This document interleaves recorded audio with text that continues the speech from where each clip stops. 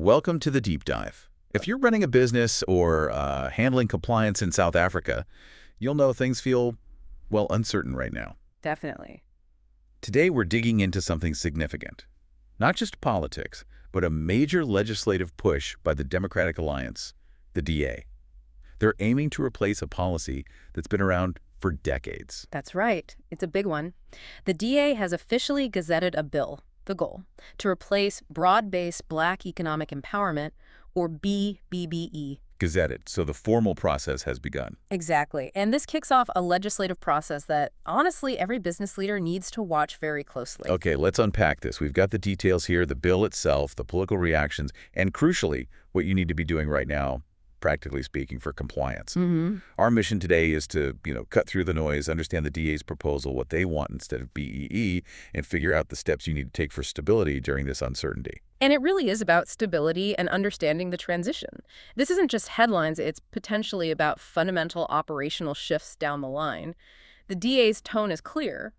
They think the current system has failed. Right. So the gazetting, putting it in the government gazette, that's step one. Yeah. Why this push now? What's the DA's core criticism of B-BBEE? Well, their language is pretty stark. They talk about decades of BE failure. Their core argument is that it hasn't delivered broad-based empowerment as intended. Failure in what sense? They claim it's become a system that primarily benefits a select few, protecting what they call a patronage machine, often linked to ANC insiders becoming billionaires. That's a very strong claim. And they back this up with statistics. They do. They paint a picture of contrast. On one hand, alleged enrichment of insiders. On the other, they point to these national figures.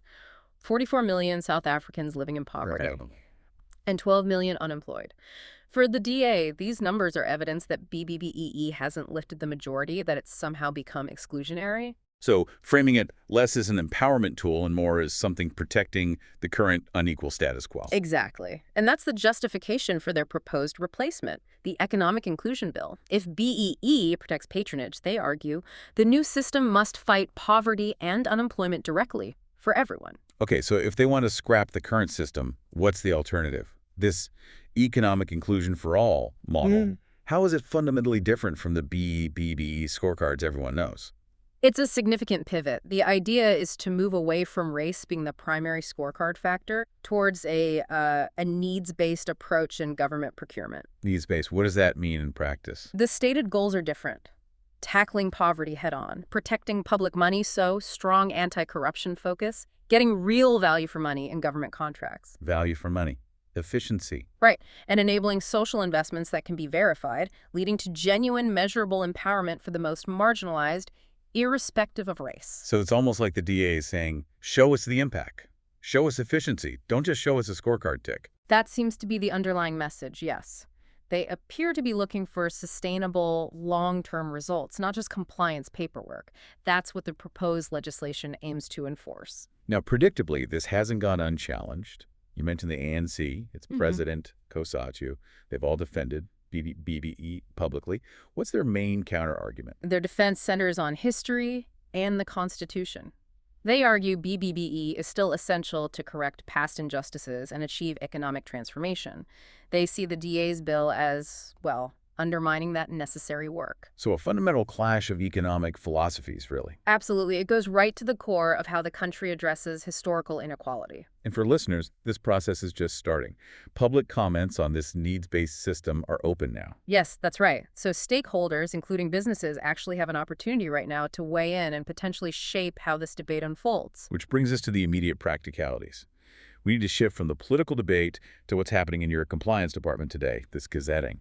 It creates uncertainty, right? A lot of potential regulatory uncertainty. Even though it's just the first step, it signals a period where the future rules are being debated. Okay, here's the million-dollar question then.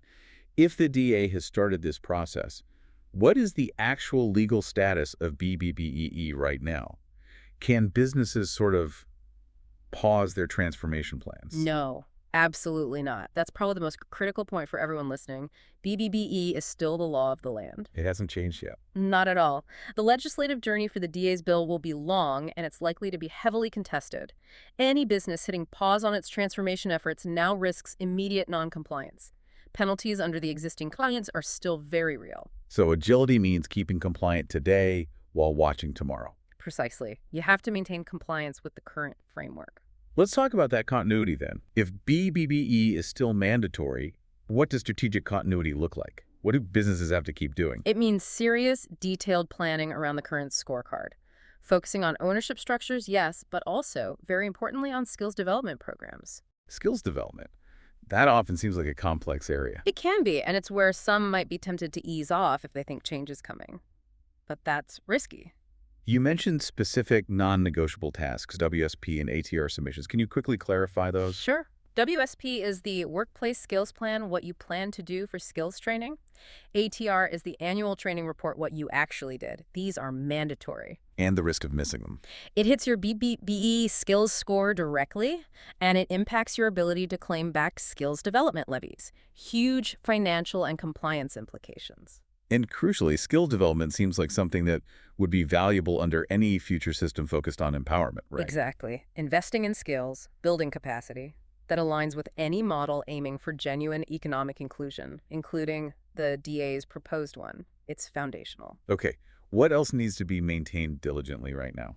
Your employment equity strategy and reports. These are separate legal requirements, demonstrating fairness and diversity efforts. Dropping the ball here weakens you legally and reputationally. So basically, treat the current B-BBEE framework as the absolute roadmap until something officially changes. Absolutely. It's the law. Full stop. Okay, we've hammered home the need for current compliance. Let's look ahead now. The DA's proposal talks a lot about efficiency, value, sustainability. How can businesses start preparing for that potential shift? Preparation really falls into two buckets, I'd say. First, legal readiness. Second, focusing on operational sustainability. Legal readiness, what does that involve? Anticipating change. Any new legislation, even if it's a modification, not a full replacement, will likely require a pretty intensive review of internal policies, procedures. Where are the main legal risks during a change like this? Company law and, critically, contract compliance.